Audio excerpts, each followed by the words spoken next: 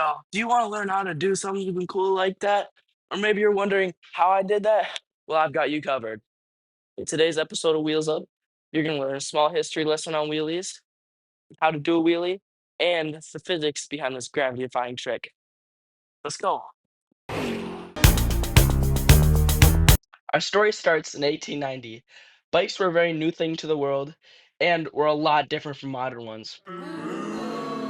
Even though these bikes were way less than ideal for a stunt bike, stuntmen still existed. And according to the Smithsonian, a very special one named Daniel Canary was really good at riding them. Supposedly, Daniel was the first to master the wheelie and a few other tricks, such as no hands and the backflip. Ever since Daniel, bikes and wheelies have evolved so much, and in modern day, one Englishman even did a wheelie for 8 whole miles. Okay, so now you're gonna learn how to wheelie and totally not fall. An article on WikiHow, a website ran by Wikipedia, says to start with your pedals at a 45-degree angle. Next, you're gonna push your non-dominant foot down while pulling up. And you keep pedaling. Okay, so now the next thing you wanna do is use your brake. Your brake is your safety to keep you from falling back and to stop the wheelie. Now, there's a few things you want to do to make sure your bike is primed for wheelies. Here's a couple things I've done to my bike to make it easier. Okay, so first of all, my seat's a little lower than I normally have it to comfortably ride, because what it will do is it'll bring my center of mass downwards to impede me from tipping back and forth on my bike. And also, I have my seat tilted a little bit down, so that when it's up like this, it's a little more level for me to sit on. The final thing I have for my bike that makes it easier for me to do wheelies is my brakes. These have to be really fast and nice brakes to make them stop correctly. Otherwise, I'd probably be concussed right now. Alright, so one thing me and my dad always joke about is how the wheelie is a universally cool trick.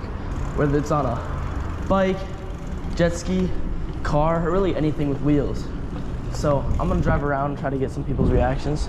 Hopefully I think it's pretty cool.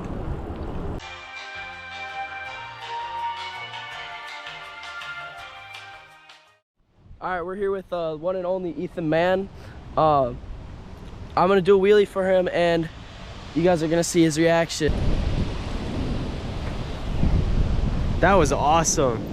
I wish I could do that. All right, I'm here with Trevor outside of Planet Fitness, and I'm gonna do a wheelie for him and see what he thinks. Damn, that's a good wheelie. All right, that was really successful. I think both Trevor and Ethan really liked it. Now we're gonna go back to the science lab and figure out quite how a wheelie works. Let's go. Even though it looks like there's not much more than balancing to this trick, there's actually a lot more that leads to making this seemingly impossible trick work. The whole reason that this maneuver is possible is because of torque. Torque is the force that causes something to rotate or twist. When you're normally riding a bike, your weight distributes evenly between the two wheels. On ScienceABC.com, Anshish states that as soon as your torque force becomes more than the weight that's on your front wheel pops up. And when your front wheel pops up, your weight stays in your balancing point, which lets you continue the wheelie. But as soon as you start to tilt backwards, you hit your brake and your momentum carries you forward, back into your balancing point. Well, now you know a lot more about wheelies, and you may even try one by yourself. Remember, I am not liable for your injuries.